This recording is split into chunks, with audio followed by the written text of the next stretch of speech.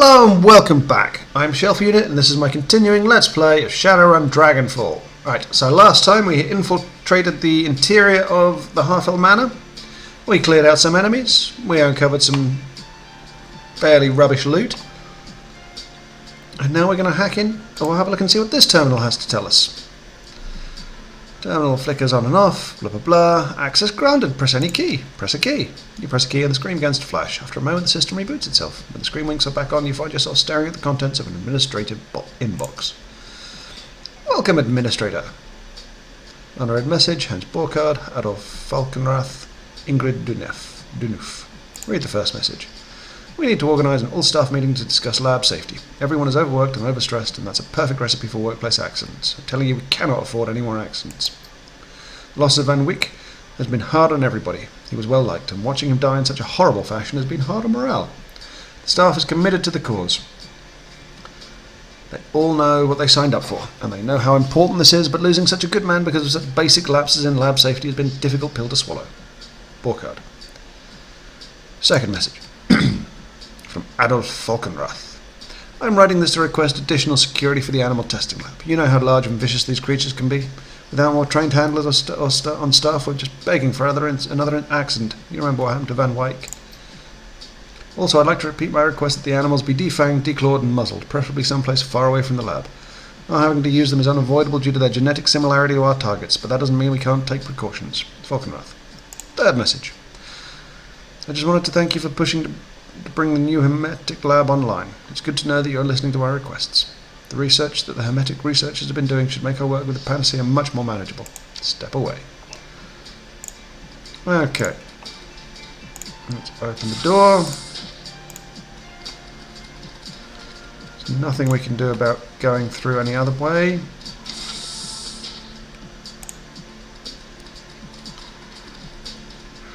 Can we inspect and do anything about these?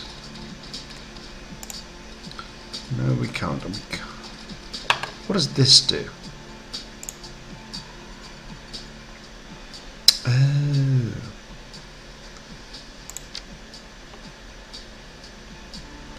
Do we know what this is? This is storage. Deploy drones to storage.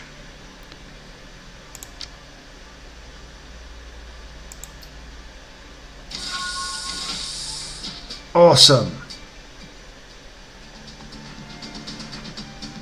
Rounds to drone self-destruct.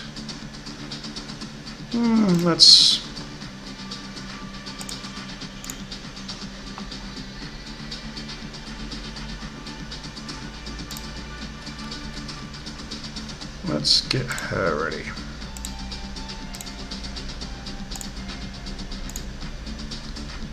Bullets, you come over here.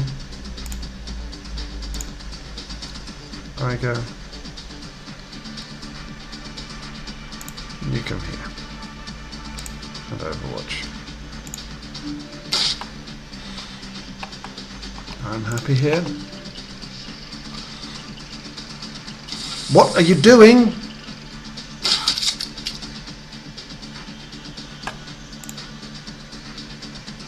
Oh, it's a Guardian drone. But if it's going to self-destruct... Oh, I can hit it from here. That's pretty good. You're a mage.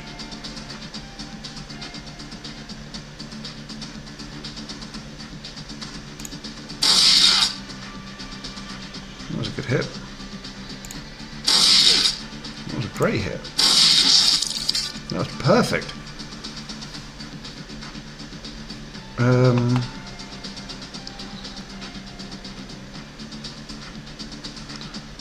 going to leave you on Overwatch up here, girl. Let's...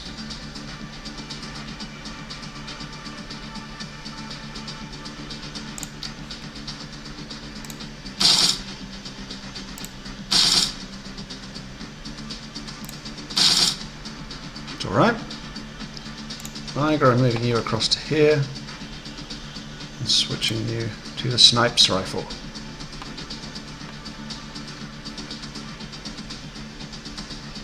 I'm just going to do that.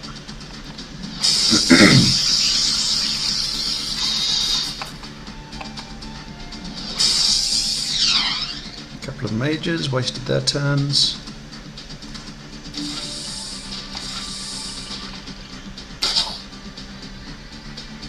Good stuff.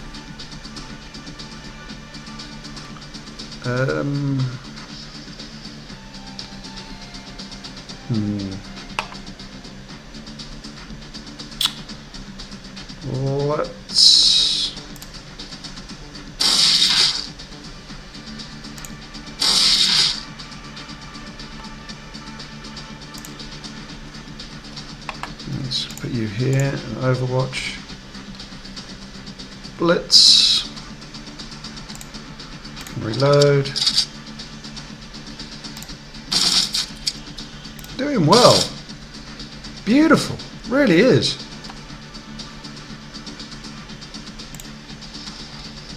Let's move you over here.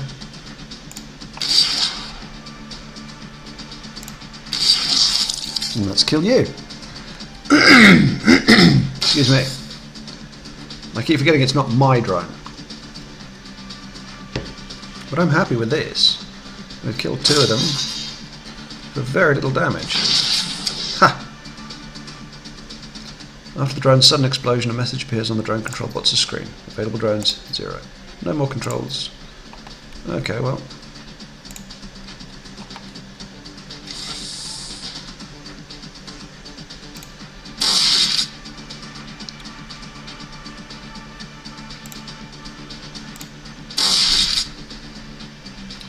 Okay, Glory.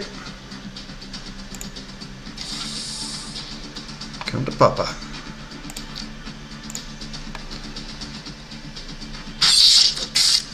Missed. Because of course. Good girl.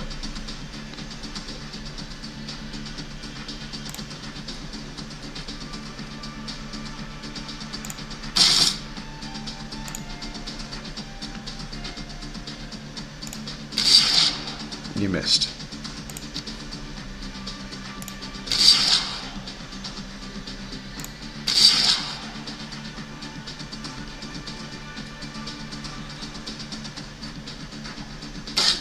Ouch. Ha. Ha. Ha. Ha. Idiot dog. Actually hurt.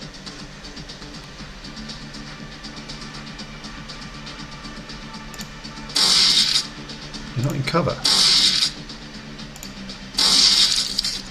You're dead.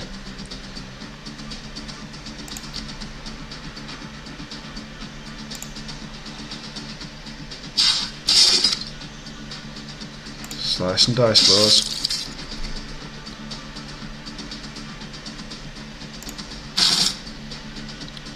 Reload.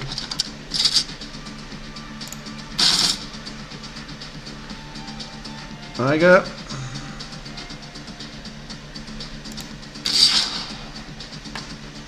Reload.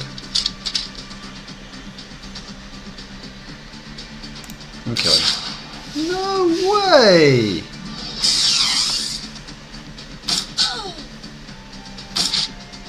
Ha, they're really useless.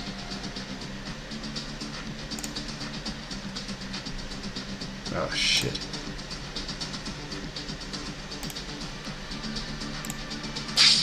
Oh, 89% chance miss. Really?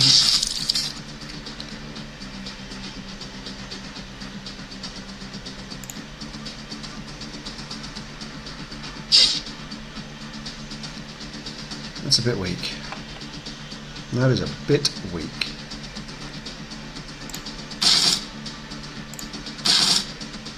Good hits.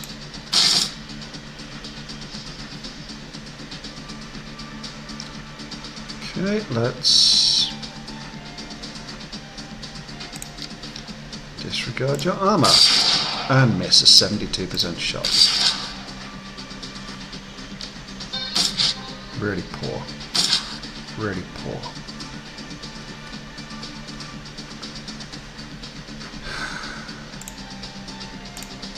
Let's reload.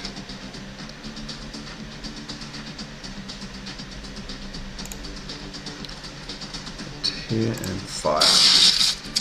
Pathetic 2 points of damage.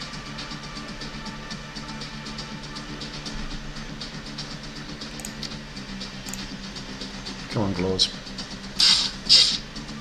How'd it go? Reload. Yes, let's do some good hits. Good shot. Good shot. And of course you missed on the final one.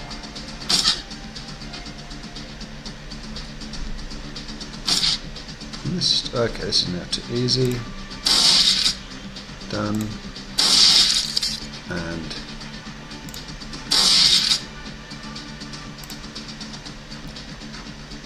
dusted. Really? Really? Yep. Done and dusted. So how do I get into this room?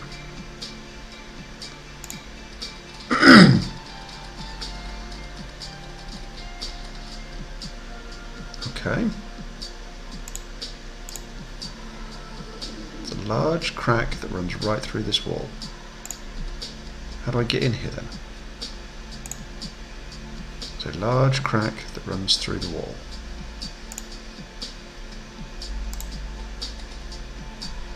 Oh well.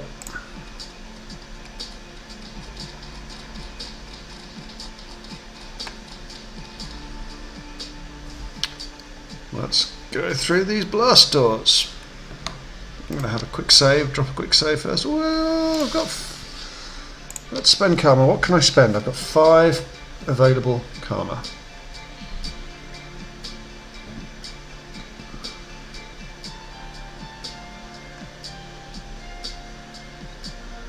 I can increase my intelligence. Woo. Or my charisma.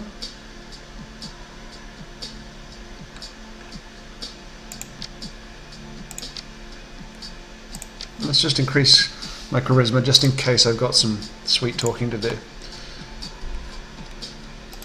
Oh, and also save. Huh.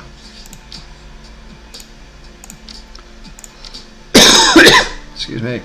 Awful cough that's lingering. And let's transition to a new area. The sounds of machinery fade behind you as you venture further underground. Whoever built this facility was clearly well financed. It must have taken years to design and excavate and build a complex like this in secrecy. You continue through dimly lit halls, finally stepping into what appears to be another laboratory area. The corridor before you is deserted. Dr. Audren Vauclair is somewhere within this facility, and with him the answers you seek.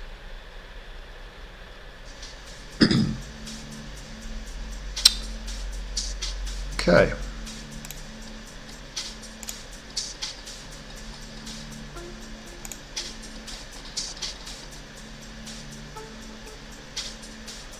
Can't get through any of these.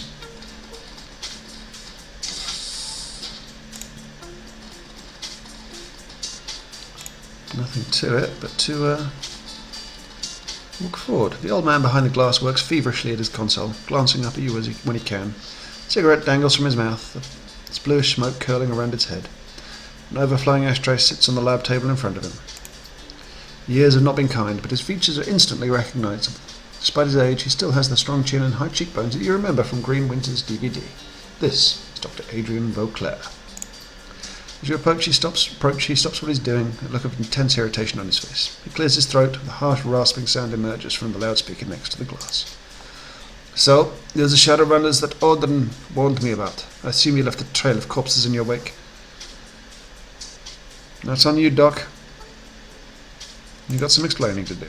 I have explaining to do. This is my home. You are the intruder here. If anyone needs to explain to herself, it's you. He reaches down, flips a switch. You hear a loud thud and a click behind you as the door locks shut. You'll find the blast door behind you is sealed, and the laboratory you occupy is fully secured. Important precaution. We keep our test subjects in there, and they are far more dangerous than you. He takes a drag on a cigarette. I won't permit you to cause further harm, Shadowrunner. You will remain trapped here where you are for your own good.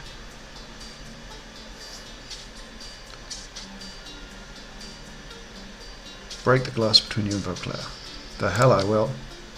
You launch yourself at the window slamming into the hard surface with a heavy thud. Despite your best efforts, the window doesn't budge.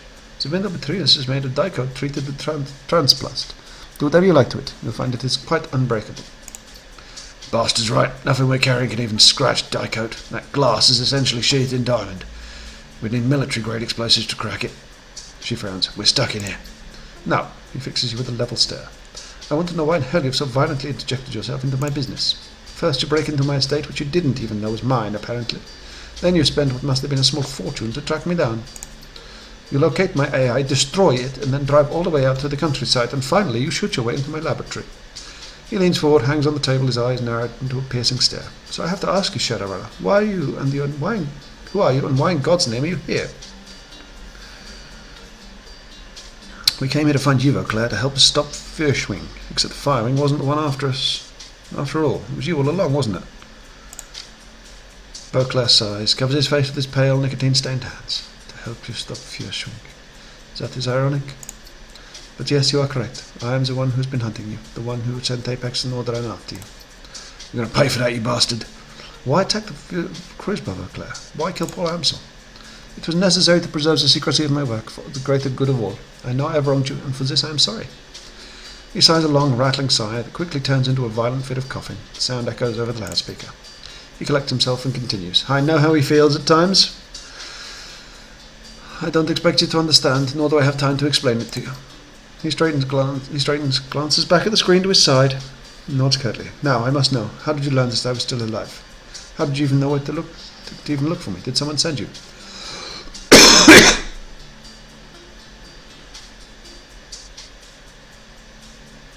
Your brother said you were the world's only hope to stop Fürschwing from returning. Vauclair starts, and the sudden movement sends his overflowing ashtray flying from the table. It clatters to the ground in a cloud of ash. My brother, Hermie? It's been years. Have you seen him? How is he? There should be good. His brow furrows. He takes a step towards you impatiently. Well? You mean you didn't know? You killed him too, just like Paul and Monica.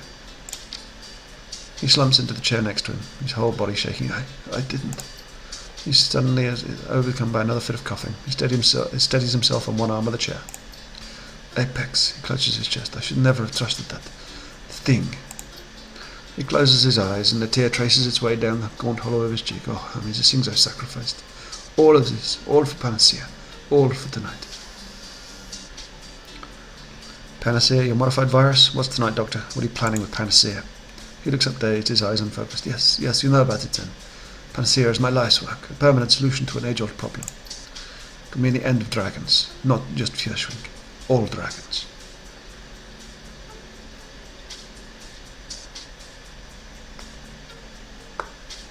Explain yourself, Doctor. Vauclair fumbles in his pockets, produces a fresh cigarette, lights it with shaking hands and breathes in deeply. The orange glow of the cigarette flares bright. When he exhales, the words spill out with the smoke.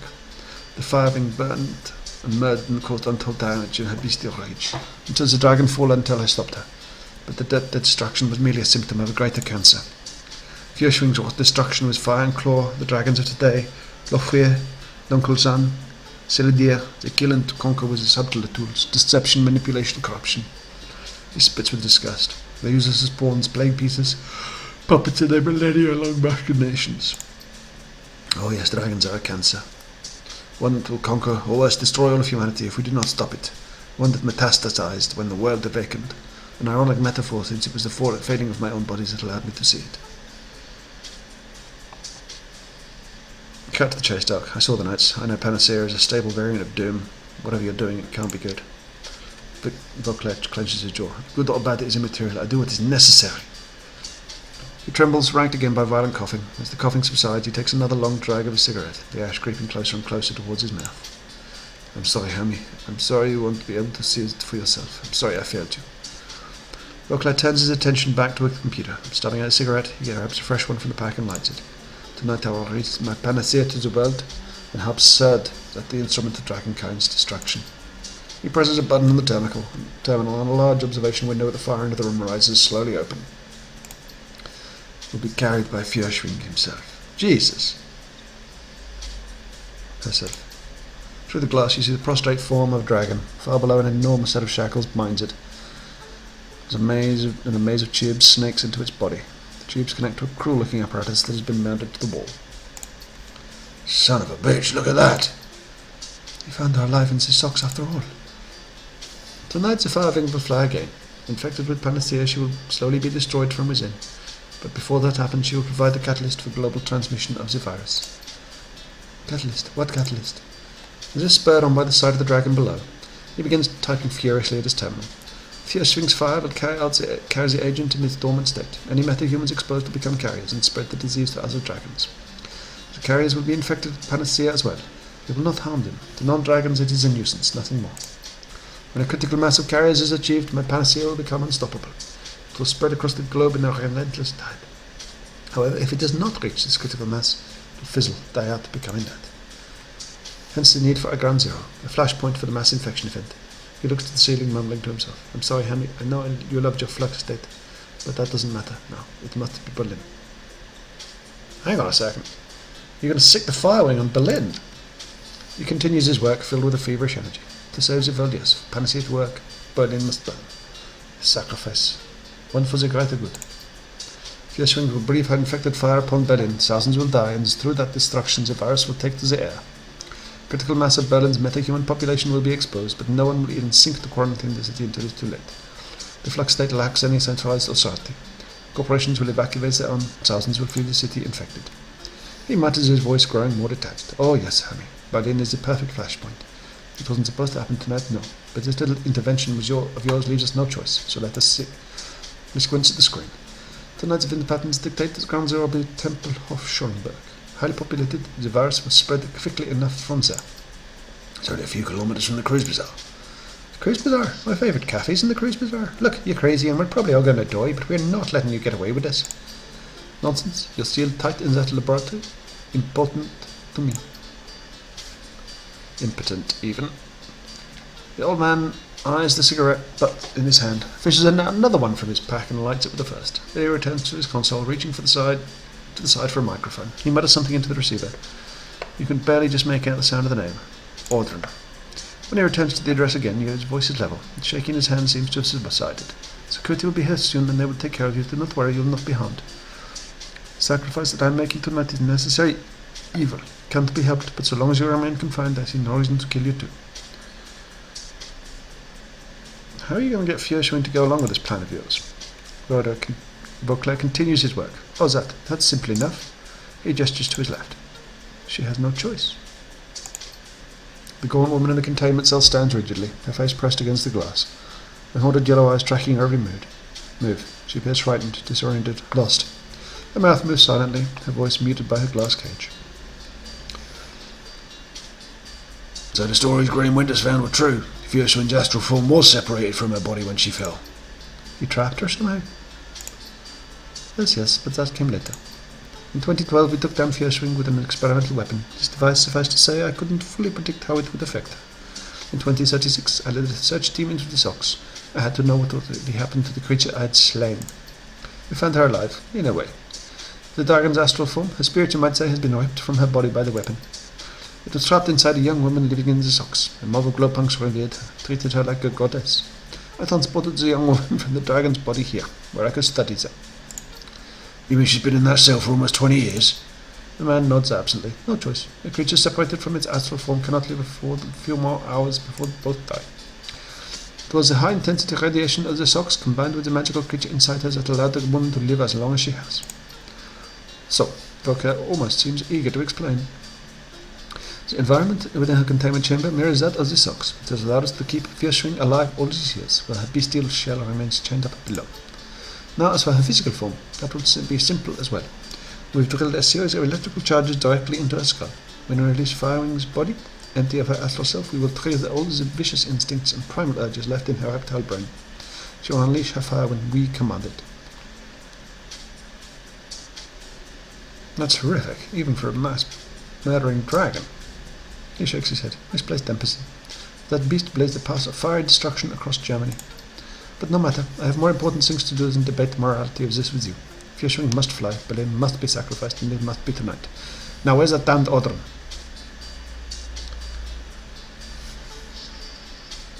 You don't burn a city and call it a sacrifice, you call it what it is, mass murder.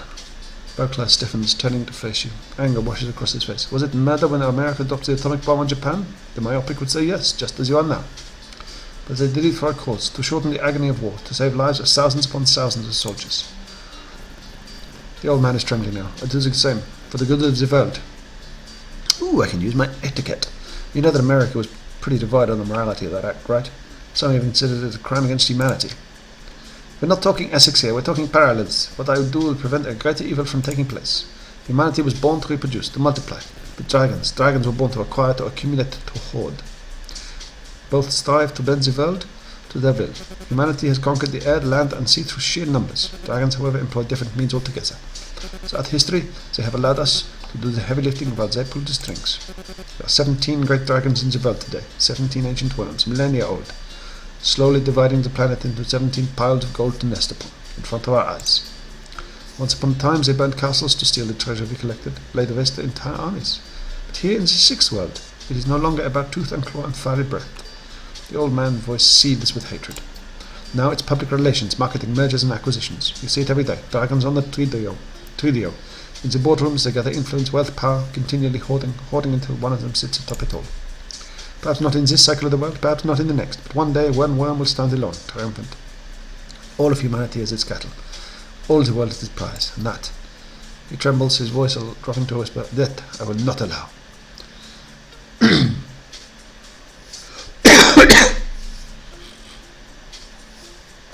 This plan of yours killed your brother. Was it really worth it? Claire's fist slams into the table, sending his cigarette flying in a cascade of sparks and ash. No! Nothing's to make that night. Nothing. He runs a hand through his unkempt hair, blinking through a haze of sudden tears. Damn it, Hammy, why couldn't you just let me go? You don't have to add to his lost doctor. This doesn't need to continue. Or listen to reason, Claire. Would Hammy want you to do this? You do not know my brother, Shadowrun. Do not presume to speak to me on his behalf. Hammy would support me in this if he knew what I knew. And I watched hours of your brother's video footage, Claire. I probably know him better than anyone alive except yourself. His fist twists into an ugly sneer. You've watched footage, and that makes you think that you know the man. You know nothing. I know he wanted you to stop all of this years ago. He begged you to, and you promised him you'd try. Claire falls silent. A wisp of smoke traces its way from the tip of his cigarette to the ceiling. She's right, Claire. Your brother died trying to save you. If you don't turn back from this, his death will have meant nothing at all. That's enough. Hammy's death was a tragedy. I will not let you use it to manipulate me. Claire straightens. He looks angry, but behind the anger you sense a deep fatigue.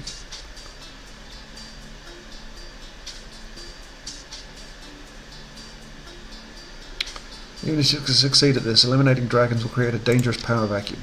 He laughs. A pointless argument. The only power vacuum created through dragonkind's extermination will be filled by meta-humanity. Any backlash will light itself over time. I am playing the long-time game, Shadowrun. One that has played out over thousands of years. One that has played out... When you think on that scale, everything seems possible. Humanity will endure and the dragons will perish. Look, you're not infallible, Doc. You already made mistakes here and people have died as a result.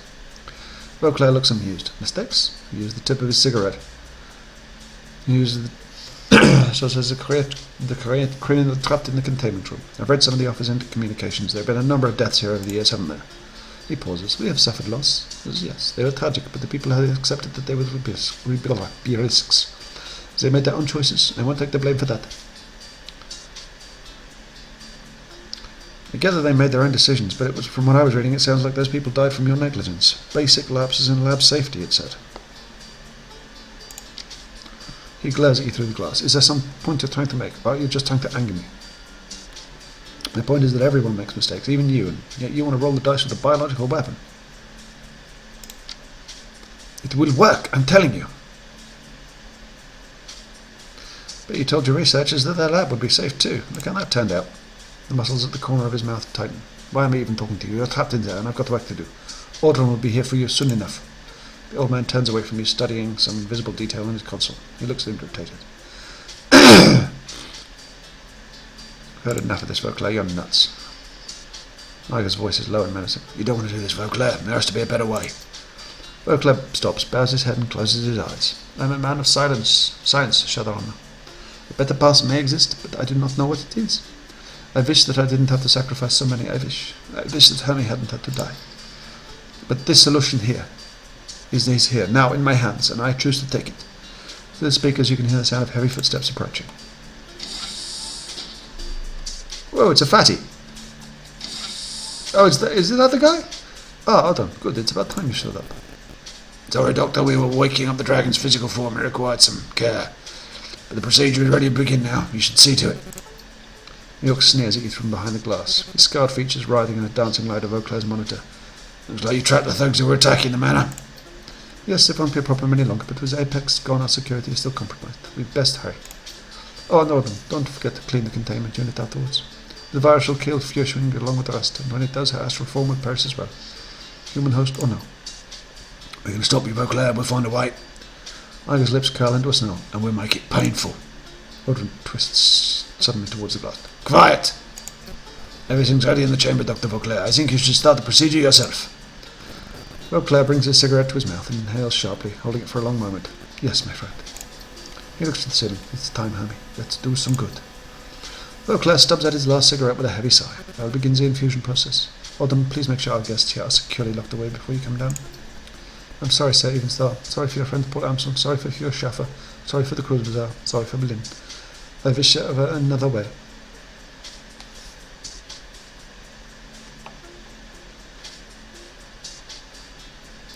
An elaborate plan to destroy an entire species, a massive underground fortress with an army of mercenaries. You sound just like a dragon, Doc. Fire flashes in Vauclair's eyes. His back straightens. What do you presume to know of dragons? I have spent my entire life studying them.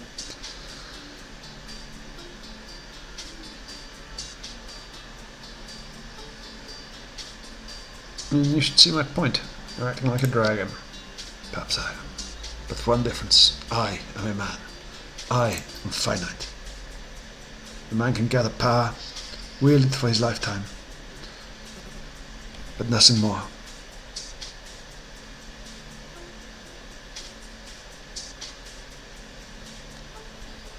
His work will fade, lost to the inevitable entropy that decays all. Oh, he may create a dynasty that will stand for a time, but his dust will not reap its benefit.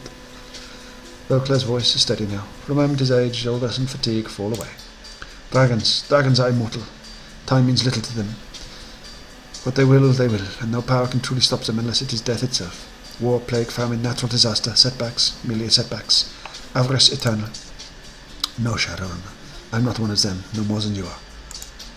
Vauclair looks down for a long moment, and then turns and exits the room.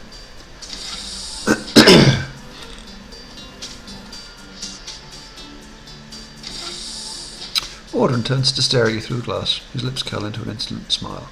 Hi again. Long time. How's Amstel doing? Hole in his brain pan heal up okay? Glory fixes the orc with a cold stare. Don't all you want. If we get out of here, you'll wish you'd never set foot in the Cruise Bazaar. The burned orc knocks on the heavy trance blast. A window separating you.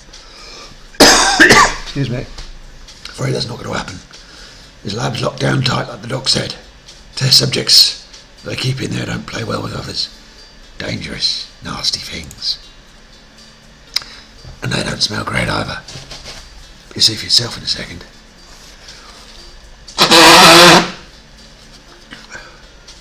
You probably got family in Berlin, Audren. You don't want to see them die, do you? Dr. Vauclair's my family arsehole. He's a great man and a vision. I'm going to make sure this vision becomes reality. He checks the monitor. Listen, I've got to go. Have fun with the test subjects while I'm gone. He grins, flips a switch on the console. You hear the hiss of the door sliding open nearby. If you're still alive when I get back, I'll put a bullet in you or something.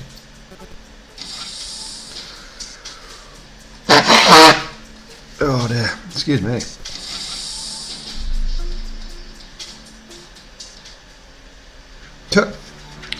Okay, well, with that, I'm going to call it an episode, just as we're about to start the fight. So, let's just see if I can save. I can.